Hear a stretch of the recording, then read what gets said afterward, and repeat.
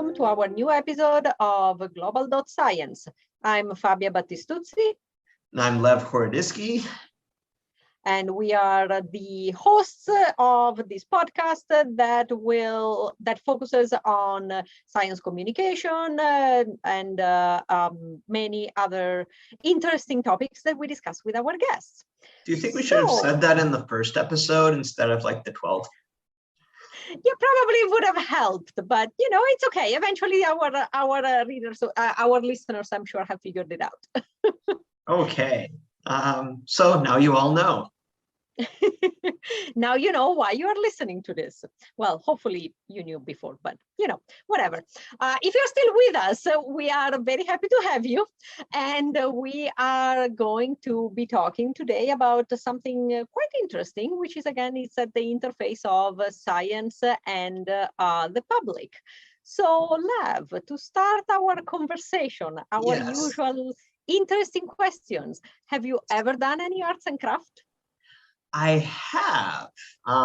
Usually it ends up as something on like a show like Nailed It. But I have attempted art. I do more writing, but on the art side, I find it's actually easier to do art on my iPad because there's an undo button. Yes, that probably would have saved me a lot of grief when I was a kid. Pretty much all my arts and craft happened in elementary school, where fortunately for me, I had erasers that I could use, but that's the extent of my undo. Okay, so have you done a lot of arts and crafts? It wasn't a lot, but I always enjoyed mostly playing with colors. That was and still now I belong to the category of those adults that like to have the coloring books. And so I have my, science coloring books that I like to play with when I am not actually working, which is very rare. But it's kind of fun. It helps me relax and it helps me visualize the things in a different way. What is a science coloring book? Do you have like phylogenetic trees you color? No, that is what my students do when they actually have to do their project. I tell them the only kind of artistic expression that you get is when you get to make a poster. That's the extent of the artistic expression that we have in the sciences, at least with my bioinformatics background. It's pretty limited. But have you ever incorporated art into like your teaching or your outreach? I try. I haven't been really successful, to be perfectly honest, but that's because I don't have the background really to do it, and I don't have much of the time to really think about it. But I'm starting to thinking about it more so that I can do it, because it's a good way of communicate science. And so I always encourage my students to try to think, if you were to explain this to your 5-year-old nephew, how would you do it? You would have to play with the ideas, and that usually they come up with some cool ideas, I think. Interesting. My first experience with art in the classroom was when I was TAing in graduate school, and one of the assignments was to look at science and art. And I thought initially that it was a really silly idea because it felt very different and disconnected from science. That science is like the rational exploration of reality, whereas art is, well, we discussed this before, modern art could be like a splatter on a wall. But I did find that this kind of activity was very engaging for general education students who generally maybe had difficulty connecting with the material. And when I saw how effective it was, I started using it more and more in my activities, to the point where one of my students, I was helping them connect astronomy to their interests, and they were doing advertising, and they had no idea how to connect astronomy to advertising. And I suggested to them, what about some of those NASA posters that were advertisements for different stars and different planets? You could do something like that. And that sparked a connection for her. She generated some really, really nice advertising materials for going to some, well, pretty hellish places in the solar system. Yeah, but I think that's the power of it. It helps you expand your horizon beyond just the numbers that show up on your computer screen, to actually think of what could be the applications. I mean, honestly, at the core of science is creativity, is imagination. That's at the core of any scientific question. And sometimes I think when we zoom in too much, we kind of lose that. We get lost in the data. And so getting back to it helps us come up with new ideas. And I think that's very powerful. Okay, and I think this is the worst segue to our guest today, Dr. Melissa Pardi, who is an assistant curator of geology at the Illinois State Museum. But we couldn't exactly talk about museums again because we've asked all those, we've already had all those museum conversations before, and it turns out that we have gone to museums and we like them. So we had to talk about something else. So Melissa, welcome to the show. Thanks for asking me to join you and participate and chat. So we'll get to the art later on, but I think Fabia had a good question that I think we were discussing before we started recording, that I think she'll let Fabia have the first question. Sure. So I was curious if you could tell us a little bit about how you landed at the position that you have now, because it's kind of unusual compared to the classic, you do your PhD, you do your postdoc, you become an assistant professor, and then you lose a job because you don't get a grant. So what could other ideas for alternative careers always seemed very interesting to me. So how did you end up where you are now? Well, so I'm a vertebrate paleontologist, and I've always enjoyed museums, liked going to them as a kid, liked going to them as an adult. And it actually turned out that in graduate school, I spent some time going to museums to collect data, and they're these really important resources as far as supporting the sciences, and they're really cost effective as far as like return on investment. You have collections that exist, hopefully in perpetuity, and you can ask all kinds of interesting and new questions with collections and data that exist, and actually create new data sets from objects that have existed in museums for decades, sometimes longer. And so I've always had that interest in museums, and have really appreciated their value as a scientist in getting my degree. And it actually turns out that my master's advisor when I was at Penn State was integrally involved with museums throughout his career. So I became aware of the fact that it was a employment venue kind of early on. So he actually came through the Illinois State Museum back in the 70s and 80s. He was here, and I sometimes find pieces of paper here with his handwriting, and I'm like, oh, that's his handiwork. And then he was at the Denver, awesome.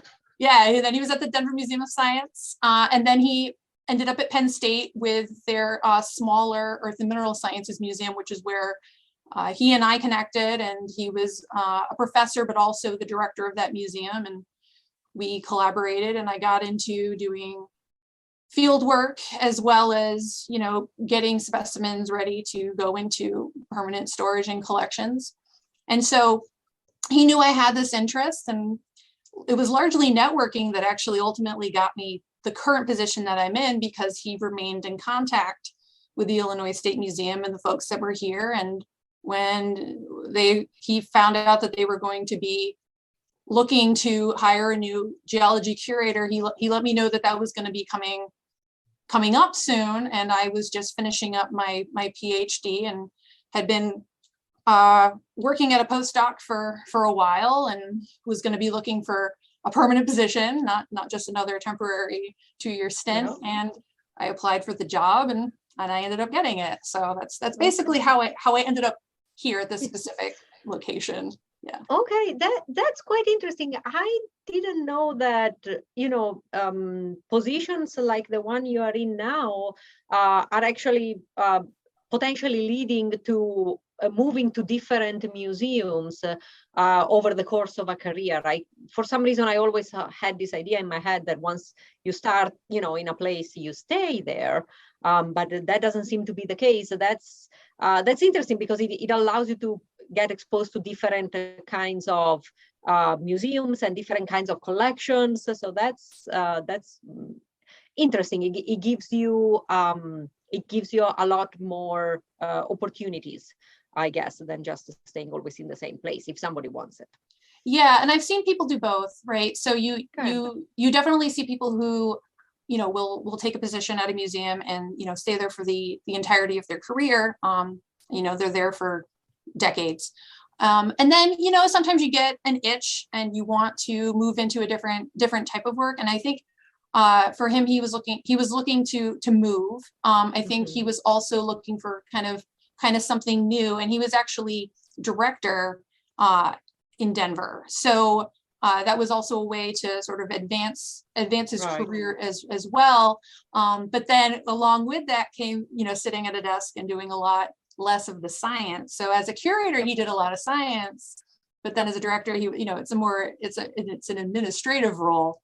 And he missed the field work. And he also missed the interaction with students. So I think that's ultimately why he decided to move yet again and go to Penn State. It was an interesting sort of hybrid situation because he was director of this small museum, but he was also a professor. And so he was able to have students and do research and also work in a museum. So it was kind of, I think, a lot of what he wanted in that last position. Yeah, the increase in administration burden is kind of the curse of a career that progresses in a certain direction, I guess. Yeah. So what exactly does an assistant curator do? Yeah, well, my title is a little misleading. I am the only geology curator currently at the Illinois State Museum. I'm simultaneously the assistant curator of geology, but I'm also like the chair of my department of one person, right? And so do you assist yourself? I assist myself. No, I'm a state employee. So I'm actually with the Department of Natural Resources is what the museum kind of falls, the umbrella that the museum, it falls into the state government. My role here, because it's just me in geology, and I mean, we have other curators here. We have other departments that have different aspects of the collection. So we've got an anthropology collection that has a few people working in that section. We've got a zoologist, and we've got a botanist who works in the herbarium, and we've also got art and history as well. So we're a state museum. We're here to basically care for and document the history of things pertaining to Illinois. And so my collection is the rocks and the fossils and the minerals that pertain to the state, although we do have kind of a more broad collection that includes things from the Midwest. So it's more of a Midwest, but with an Illinois focus to it. And so in my role, I care for the collection, I study the collection, so I can use it for research. I'm also here as a resource for other scientists. So we do have researchers that come into the building to access the collections for their projects. So the actual building that I work in is the Research and Collections Center, which is a separate building entirely from our building in the Capitol complex that has the exhibits.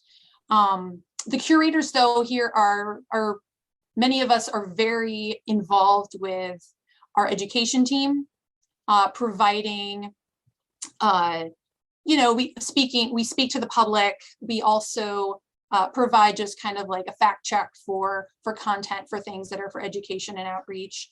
And we're also very much involved with producing exhibit content. So we're there helping with that content and providing the objects for those exhibits and some of the placing them into context and providing the information about those objects and just caring for the objects themselves. Like they're in climate control storage The majority of our collection is, not on exhibit. It's behind the scenes. A lot of it is actually research collection, and frankly, not something that, the public might find very interesting to look at. It's, kind of ugly, but, the purpose of having it in this building is to keep an eye on it and make sure that it's safe and protected.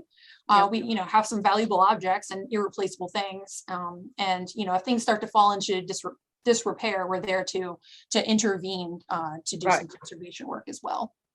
So about how much of your collection is generally on display to the public compared to what's behind the scenes? That's actually a pretty hard question to answer. As I can't speak for the other parts of the collection, but I know that for geology, we're actually don't have the most comprehensive tabulation of everything that we have, because we sometimes bring things in as a group and it takes time to then actually pull everything out, take a look at it, count. And so there's, most museums have this problem that they have a backlog, right? And it's just a matter of time, funding, and people to look at those objects. If I had to make a guesstimate, we actually do have a lot of our material on exhibit. And that's one of the things that's really nice about our exhibits, is that we've got a lot of really nice stuff that's real, that's on exhibit for people to look at, but it's the best of the best. So, easily, I would say probably like no more than 20% of what we have is actually out for the public to look at on a regular basis. Although we do tours and stuff of the collection facilities on occasion. And so if people wanted to see, what's behind the scenes, there are opportunities for people to like wander around and see, supervised what we've got behind locked doors. Cool. Do they get to see when you are cleaning up and taking care of some fossilized, jaw or something like that? We don't have anything set up like that here. I've seen it at other museums where they've got basically like a fish tank with a person with a preparator in it, and you can see people working on the specimens. Our preparation space is basically not accessible to the public. It's a little bit hazardous. Frankly, there's chemicals, there's heavy objects, there's sharp objects, there's things to trip on. So we do not have that set up currently. So do you think and I think this is a bit of a difficult question to answer, but do you think it's possible maybe in the far future that a good part of the collection will be digitized, maybe even in 3D? Actually, that's a really good question. We're actually currently making preparations for that.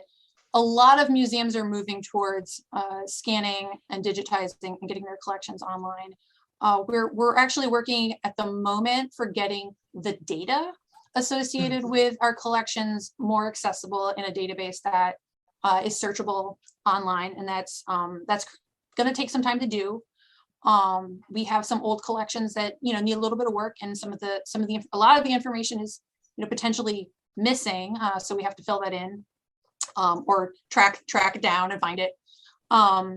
But yeah, we actually did recently acquire a very fancy 3D scanner, and we do have when we have researchers that come and use the collection, a lot of them are expressing interest in taking 3D scans of the research specimens that they're working on. And as part of, kind of like give and take, they have the access to the collection, but we do ask that they share those images with us. So once we get this database up and running, we won't just have the metadata for the specimens that we have, but for a lot of the stuff, especially things that are, of particular importance, and also are, fun and cool to look at, or are really scientifically relevant where you want to look at the morphology, we'd like to get those things, those up on the internet as well for people to check out. And we've got a Sketchfab account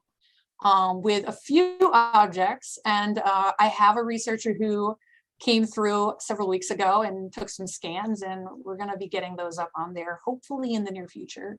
So cool. yeah, so in the meantime, we're getting things up on Sketchfab at least so that people can take a look.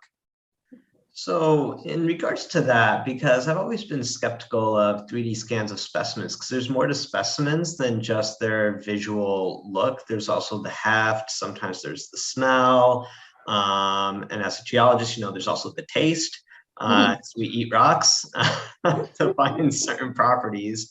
I could see it being useful in the context of getting some part of the collection out there for broader consumption that couldn't be done if you only need to access the physical object. But what would be the utility of just a simple visual 3D scan of any kind of specimens? And I've always considered it more of a like, oh, that's cool, but I don't know how I would use it in a research setting, or I'd rather see the real thing and handle the real thing. Yeah, so outside of people who study morphology, which is looking at the physical nature of in particular, as a paleontologist, my first thought goes to the fossils themselves. These are really precise models, and so you can do all kinds of really interesting analyses on these specimens. The other really cool thing is with multiple institutions putting their data up online, just images and stuff that you can take these measurements from. You can look at multiple institutions and get a huge data set from your computer. The other thing is sometimes if you are looking at just a spreadsheet of what a museum has, it doesn't necessarily tell you everything you need to know to make an assessment of whether or not you want to get on a plane and make a plan to go to this collection to see these objects. Actually being able to get your eyes and a visual on the specimen can help in making that decision process on like seeing what the museum actually has. Like, do they actually have a skull, or do they have like, part of a skull? And is that going to work for me as far as a data point? Like those are and you don't necessarily have to like email the curator, email a collections manager to try and like get, an assessment. And also, like you said, there's so much more to a specimen than just looking at it and being able to take measurements from it. Even the best photographs and even the best scans, it's no replacement for actually like seeing the specimen. And so like, I think, digitizing the collections isn't going to be a replacement for physically going to collections. It's in addition to, it's getting more information out to people so that they can make some decisions about research. It also makes it more accessible to the public because, as I said, like so much of it isn't available in the exhibits, and we can only update exhibits so often, and we can only have so much physical space for, especially if you're looking at things like, mammoths and mastodons. They're really big. Their body parts take up a lot of space. We can only put so many of them on exhibit. But if you were really interested, you could potentially click through a bunch of images and really get an idea of what museums have by what they have available just to look at online. Okay. So I have to ask Melissa, do you have a favorite piece in the museum? Oh, it changes fairly regularly. I really, really like, and this is actually on exhibit, we have excavated from a cave. It's a giant short-faced bear paw. It's absolutely perfect. It's the hand. All the fingers are, and the bones are like perfectly lined up, and it's just so neat. And it's this giant bear paw, and that's just so cool. I found out a couple of weeks ago that there's this like kind of smashed bison skull that's not on exhibit, but is in our collection. And I found out the significance of this specimen. It is the first bison in North America. So this is a very significant specimen. It is the harbinger of the Rancho La Brea. So like it is bison. Here it is. It's the first one that we've got. If it's not the oldest, it's in the top 3 contenders for like first bison North America. So it's scientifically very significant. And then of course our state fossil is just like really cool. We have, if you're not aware, the Illinois state fossil is the Tully monster, which is this bizarre soft-bodied aquatic animal from the Carboniferous. And Illinois has the Mason Creek Formation, which produces these really cool concretions, and they preserve soft-bodied tissues. And so like you actually like get this critter. It's only found in Illinois, and it is truly bizarre looking. It's it has what I, you know, like an appendage that comes off the front with like a claw, and like these weird eye stalks that stick off the side of the body. And there's always been like this, you know, intense debate on like, what is this animal? And it's just truly weird and delightful. And I think we have a really great state fossil. So, you know, that's also obviously a favorite. And for our listeners, I have to say you are not seeing the video, but we are seeing the video, and Melissa is literally beaming when she's talking about this with the eyes sparkling and a giant smile. So we can tell you really like them. Hey, that's just me. That's just me and fossils. I'm always happy to talk about fossils and well, everyone loves an Anomalocaris or an Ophabina. So yeah, they're, you know, because they're weird, right? Like everybody likes weird things. Weird dead things. We should shift over to like actually arts and crafts. Otherwise, we're going to have to do a new intro because it's going to make no sense.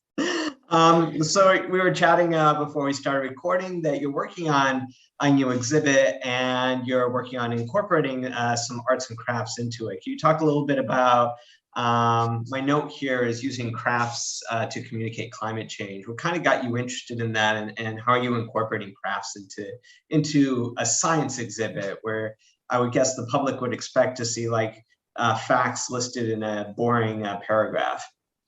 Yeah, and the way you said that is exactly why we're trying to avoid facts in a boring paragraph.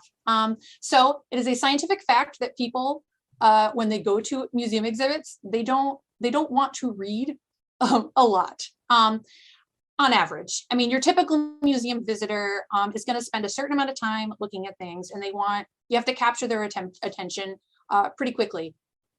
And so we're doing this exhibit that's going to be on the consequences of climate change with a focus on the Midwest, in particular Illinois. And it's in a gallery in our science section at the museum that's really intended to be, you know, it's up for maybe about a year, and then we rotate it out with something. So it's supposed to keep like current information. And so we're doing this exhibit on climate change to give sort of an update, because it is a really important topic, not just of the moment, but it is a very important topic. And so we were thinking of ways that like, how can we communicate to people like what is going on with climate change? Why should they care? Which is why it has a Midwestern focus. And I came across a project called the Tempestry Project. And these were folks who were using climate data to create basically, you know, knitted pieces or crocheted or woven pieces that were based on the climate data, where the colors change according to how the climate has changed. And so this is also related to if you looked at hashtag show your stripes, there's a related project that this was inspired from. And basically it's looking at ways to show climate data without actually even having to put numbers. So people can see, you give them an explanation of, you know, if it's blue, it's cooler. If it's red, it's warmer. And the intensity of that color is how much it has changed. So if it's very light blue, it is slightly cooler. If it is, you know, kind of pink, it's a little bit warmer. Or if it's, you know, brick red, that is an indication that it's gotten quite a bit warmer. And so you just look at these pieces, and it's very intuitive. And the people who did the Tempestry Project, one of the things that they really expressed to me was that it's also like kind of meditative for the people actually making the craft themselves. It's like you actually have to sit with the data for an extended period of time. It can take a really long time to knit a scarf or do a blanket. And so you're sitting with this climate data and you really do think about it for a while. And if you're somebody who's a knitter yourself or someone who does craft, you look at a piece and you realize somebody spent a really long time on this. You tend to, when you see something like that that has a lot of work put into it, you kind of tend to sit and pay attention to it a little bit more. So yeah, we're not going to have too many graphs in this exhibit. Maps are great. People like looking at maps, but really, I know a lot of scientists who actually are knitters. And I think it's one of these activities that you can do that, you're sitting in front of the TV or sitting during a lecture and keep your hands busy and produce art. Yeah, I know a lot of scientists who do that, and it's I guess meditative for them, and they enjoy it. So yeah, like I know a lot of really artistic and creative scientists.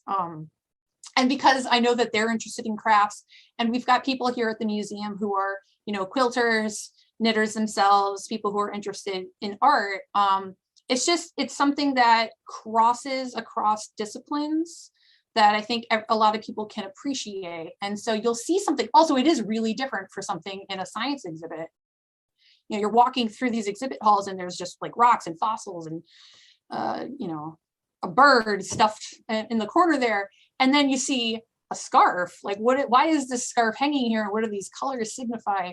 I'm really hoping it makes people pause and stop and actually take a look at the exhibit. I like how you mentioned that I like how you mentioned the meditative stance on it, and that it can keep scientists' hands busy. We could use that more in lectures so that they don't ask so many questions because they can't raise their hands. Yes, and also in very boring meetings. It is very important because it's the only way to stay awake. It keeps you awake. That's great. Yep. Well, that's wonderful. It sounds like an amazing exhibit. When is the exhibit going to be ready? The exhibit is supposed to open on Earth Day. So Wow. Climate Change, Earth Day. So that is April 22nd, 2022. So it's already open, assuming that we air this episode after the 22nd, which is likely. And that the exhibit went off without a hitch. You said you just started working on it today or something?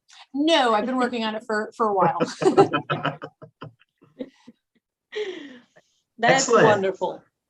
So I think this is a good place to stop. Melissa, thank you again for joining us and for sharing all of these wonderful insights into what happens behind the scenes of a museum.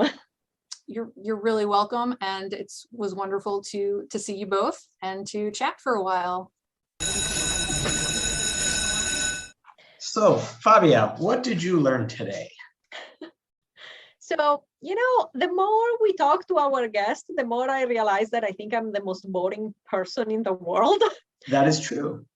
Exactly, because all I do is I wake up, I go to work, I come home, I go out with the dog, I go to sleep, and the day after I do the same thing, but I don't I'm do any already of this dozing super off. cool stuff. I'm already dozing off. Exactly. I need to expand my horizons and do something more fun, like all You've our been guests. knitting for a while. We were part of a knitting club when we were in graduate school, and I quickly lost my patience because I made the loops too small and realized my scarf was going to take forever. Yeah, knitting is amazing. But I picked up a guitar, so I'm learning guitar now. So at least I'm doing something artistic, but I don't think you can do climate science with guitar. I don't know, maybe. Sonification, maybe I could do that. Who knows? So you picked it up. Have you actually tried playing it? Well, yes, I can strum 2 notes right now. That's it.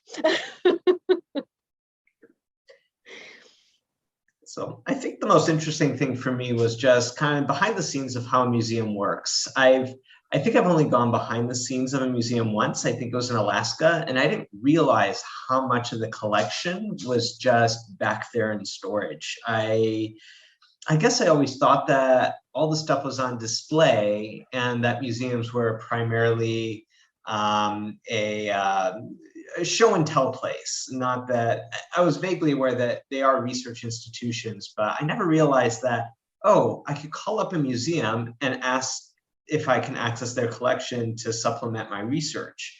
So I think that's curious. That's something I think that isn't mentioned enough to students, I think, when they're starting their degrees. Because certainly I did work in some core libraries, and nobody really told me that core libraries existed where I could get cores and analyze them. And they're more than happy to bring you in and show you things and lend you material. So I thought that that was quite interesting. Yeah, and I think this kind of goes back to the way we teach science and the way students perceive science, because they tend to perceive science as, this is what I need to learn, everything is known, I just need to memorize it. And, you know, showing them that there are these vast amounts of specimens and samples that they haven't even been fully cataloged yet, because it takes time and it's a difficult thing to do.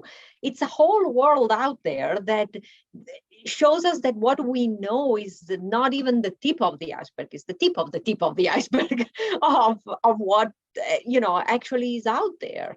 And I think if more people knew about all this, they would understand the process of science a lot better. Okay, so you're suggesting there should be more behind the scenes and maybe tricking the public into classifying some things while they're looking behind the scenes. Exactly. Put it in a PlayStation game or something, Xbox, Wii, whatever it is that the kids are using now. I don't know, but it worked, something. It worked for protein folding. Exactly. And that's the thing. I mean, imagine how I think kids would have fun if they could actually have a game where they have to categorize I don't know, some sort of fossil. That would be cool. I think Tom Sawyer had the same strategy. That's it. I'm channeling my inner Tom Sawyer, but then I'm giving the job to Melissa. So Melissa, that is your next job. There you go. All right, excellent. So I think that's a good place to end. Thank you all for joining us. We still don't have a sign-off phrase, do we? Nope. We'll just end the first season without it. Just accept it. Okay, that sounds good. All right, thanks everyone for joining. Bye. Bye.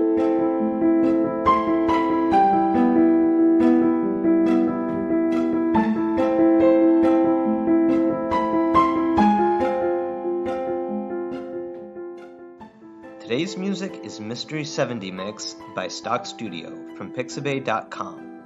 To learn more about the Illinois State Museum, go to www.illinoisstatemuseum.org. Global.Science is a production of Science Voices, a U.S. nonprofit. To learn more about our work and to help support it, please visit www.sciencevoices.org.